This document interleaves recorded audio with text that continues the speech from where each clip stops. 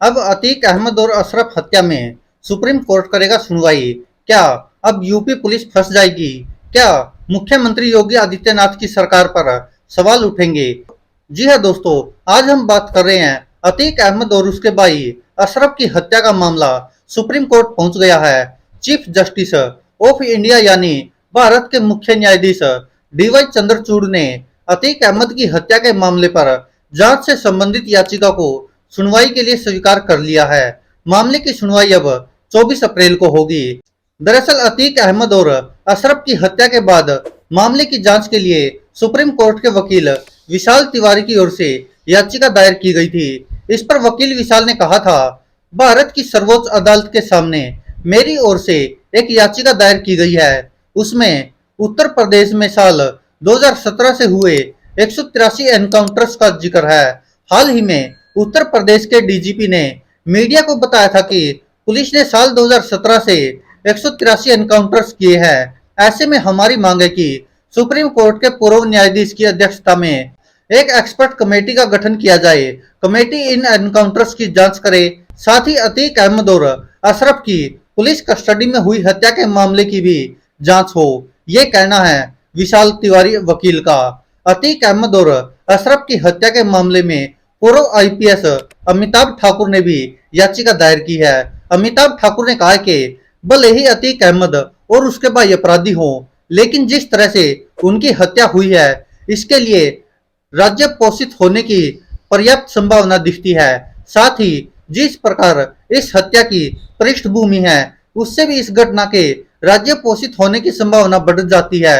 इस हत्या के बाद उत्तर प्रदेश पुलिस ने मामले को ढीला करने यानी कि कमजोर करने का प्रयास किया है। मामले में कोई भी ठोस कार्रवाई नहीं की है। इससे भी उच्च स्तरीय षड्यंत्र की संभावना दिखती है।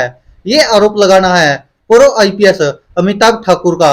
अमिताभ ठाकुर ने मांग करते हुए कहा कि इस मामले की निष्पक्ष जांच हो सुप्रीम कोर्ट या हाई कोर्ट की निगरानी में ही की जा सकती है। अतीक अहमद और अशरफ की हत्या के मामले में कई बातें सामने आई थी। 15 अप्रैल की रात मीडिया से बातचीत के दौरान मीडिया कर्मी बनकर पहुंचे 3 आरोपियों ने अतीक अहमद और अशरफ की गोली मारकर हत्या कर दी थी। अतीक और अशरफ को जांच के लिए मेडिकल कॉलेज ले जाया जा रहा था, तभी इस वारदात को अंजाम दिया गया।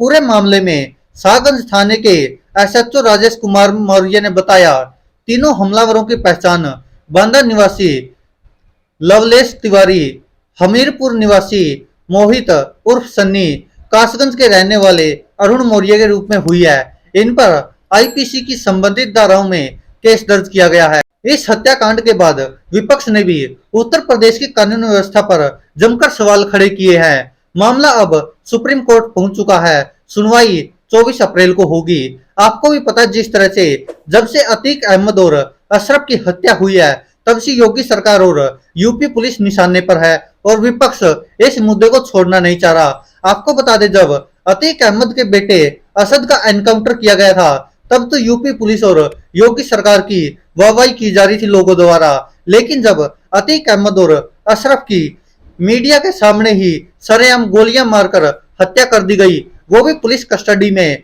लोग सवाल उठा रहे कि आखिरकार कहीं ये पुलिस की मिलीभगत तो नहीं थी। लोग ये कह रहे कि अतीक अहमद और अशरफ दोनों अपराधी थे, उनको सजा जरूर मिलनी चाहिए थी। लेकिन क्या सजा ऐसे मिलनी चाहिए थी? कानून कहाँ गया? देश में कोर्ट है, पुलिस है, सब कुछ है, तो उसके बावजूद भी ऐसे हत्याएं क्यों हुई? आपको बता दें कि सवाल उठ रहा है उन पुलिस कर्मियों पर जो उसके साथ थे कि आखिरकार कहीं उन्हीं ने तो यह स्क्रिप्ट तैयार नहीं की थी। जिस तरह से हमलावर आते हैं, पुलिस एकदम पीछे हट जाती है और लोग सवाल उठा रहे कि आखिरकार चलो उन्होंने तो गोलियां मार दी जो मार दी, तो जवाब में पुलिस ने फायरिंग क्यों नहीं की? उनके पांव में गोलियां क्यों नहीं मारी गई? क्योंकि आपको पता है, अतीक अहमद के सिर में गोली लगी, उसके बाद अशरफ को भी गोली लगी, उसके बाद लगातार कितने राउंड फायरिंग हुई है। पुलिस वाले सब पीछे हट जाते हैं, पत्रकार भी पीछे हट जाते हैं, तो लोग सवाल उठा रहे कि आखिरकार पुलिस तमाशा क्यों देख रही थी और इतनी गोलियां चली, उसके बावजूद भी पुलिस ने कुछ क्यों नहीं किया? क्यों नहीं पुलिस में फायरिंग की? और उसके बाद बताया जा रहा कि अतीक अहमद और अशरफ की मीडिया के सामने ही हत्या हो गई और वो तड़प तड़प कर मर गए। लेकिन दोस्तों, अब यह मामला सुप्रीम कोर्ट पहुंच गया है। सुप्रीम कोर्ट में एक सीनियर वकील ने यह याचिका दायर की है और डीवाई चंद्रचूड़ ने इसको स्वीकार भी कर लिया है। अब 24 अप्रैल को इस पर सुनवाई होगी और हो सकता है कि यूपी पुलिस की मुश्किलें बढ़ जाए और इसके तार हो सकता है कहीं और से भी जुड़े हो, क्योंकि जो तीनों हमलावर है वो इतने अमीर नहीं है या उनका बैकग्राउंड इतना अच्छा नहीं है कि वो इतने महंगे हथियार खरीद सके या इतनी प्लानिंग कर सके। वो छोटे मोटे अपराधी जरूर हो सकते हैं, लेकिन उसको लेकर भी अब राजनीति हो रही है, क्योंकि विपक्षी दल कह रहे हैं कि बार बार कभी स्मृति ईरानी के साथ फोटो दिखा रहे हैं, कभी किसी अन्य भारतीय जनता पार्टी के नेताओं के साथ उनके रिश्ते दिखा रहे हैं, कभी कोई कह रहा है बजरंग दल का सदस्य था ये, कभी कुछ कभी कुछ। हालांकि विश्व हिंदू परिषद ने साफ साफ मना किया कि बजरंग दल का इनसे कोई लेना देना नहीं था और ना वो सदस्य थे ना वो कार्यकर्ता थे, लेकिन उनके प्रोफाइल पर साफ साफ लिखा हुआ है। और उन्होंने तो एक ने तो ये तक लिखा हुआ जो मुख्य आरोपी है कि मैं शस्त्र वाला ब्राह्मण नहीं हूँ बल्कि शस्त्र वाला ब्राह्मण हूँ। और इसको लेकर लोग सवाल उठा रहे हैं यूपी पुलिस पर भी और योगी सरकार पर भी, क्योंकि आपने देखा होगा शायद वो वीडियो काफी वायरल हुई थी, यूपी तक चैनल पर आई थी, जिसमें कुछ लोग थे वहां पर जो मौजूद थे, उन्होंने दावा किया था कि जो मारने वाले थे, हत्यारे थे, वो पुलिस के साथ ही आए थे और पुलिस की गाड़ी में से उतरे थे। ऐसे उन्होंने दावे किए थे, लेकिन ये नहीं पता कि उनमें सच्चाई कितनी है। वो तो यूपी तक जो चैनल पर रिपोर्टर है या तो वो जानता है या फिर वो लोग जानते हैं जो ऐसे दावे कर रहे हैं, क्योंकि उनका दावा था कि जो लोग आए थे वो बाइक से नहीं आए थे बल्कि गाड़ी से ही आए थे और वो पुलिस की ही गाड़ी में आए थे। पहले उनको चारों को उन्होंने बताया कि वो 4 लोग थे, लेकिन फायरिंग करते हुए 3 लोग ही दिखाई दिए थे। उन्होंने बताया कि वो 4 लोग थे, किस तरह पुलिस उनको अंदर लेके गई, उसके बाद वह प्रेस का कार्ड लेकर आए और ऐसे मीडिया कर्मी बनकर बाहर आए और उसके बाद उन्होंने मौका मिलते ही बिल्कुल ऐसे सटीक निशाना लगाते हुए बिल्कुल सटाकर दोनों की हत्याएं की है और उन पर फायरिंग की है। लोग सवाल उठा रहे कि आखिरकार यूपी को तो ये जाना जाता था कि योगी सरकार में कानून व्यवस्था अच्छी है, ये है वो है, लेकिन लगातार विवाद भी बढ़ते जा रहे हैं। यह विवाद पहली बार नहीं है कि जब यूपी पुलिस विवादों में आई हो, उससे पहले भी आपने देखा होगा जब विकास दुबे की गाड़ी पलटी थी, जब विकास दुबे का एनकाउंटर हुआ था, तब भी सवाल उठे थे कि आखिरकार यूपी पुलिस ने अदालत पर भरोसा क्यों नहीं है, क्यों एनकाउंटर करती है। और सवाल अभी भी उठ रहे हैं और लोग सवाल उठा भी रहे हैं। उनको ये नहीं कि अतीक अहमद बचना चाहिए था या अशरफ बचना चाहिए था या उनको सजा नहीं होनी चाहिए थी या असद को सजा नहीं होनी चाहिए थी या जो शूटर था गुलाम उसको सजा नहीं होनी चाहिए थी। लोग कह रहे सजा होनी चाहिए थी, क्योंकि जिस तरह के अपराध इन्होंने किए हैं उनको सजा जरूर मिलनी चाहिए थी, लेकिन सजा अदालत से मिलनी चाहिए थी, लेकिन सजा कानून के तहत मिलनी चाहिए थी।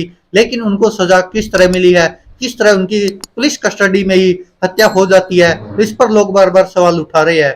दोस्तों कहीं ना कहीं अब या तो अपने कानून को सुधारना चाहिए, अगर लगता है कि सरकार को कि कानून ज्यादा लचीला है या कानून ज्यादा लंबा केस खींच देता है, कि कानून जिस तरह से योगी आदित्यनाथ ने कहा था कि जो लेट न्याय आता है वह भी अन्याय से कम नहीं है, क्योंकि अगर ऐसा लगता है सरकार को तो इसको लेकर कोई बिल पास करना चाहिए या ऐसा कुछ कि जल्दी सुनवाई हो सके, लेकिन ऐसा कुछ नहीं है। लेकिन अब लोग सवाल उठा रहे हैं अगर ऐसे ही हत्याएं करवानी है या ऐसे ही एनकाउंटर करने हैं तो फिर अदालत की जरूरत ही क्या है, क्या जजों की जरूरत है, क्या वकील की जरूरत है, ये सवाल उठा रहे हैं दोस्तों लोग बार बार सोशल मीडिया पर भी और वैसे भी। दोस्तों अब इस पर आप क्या कहते हैं, अपनी राय कमेंट बॉक्स में जरूर दीजिएगा।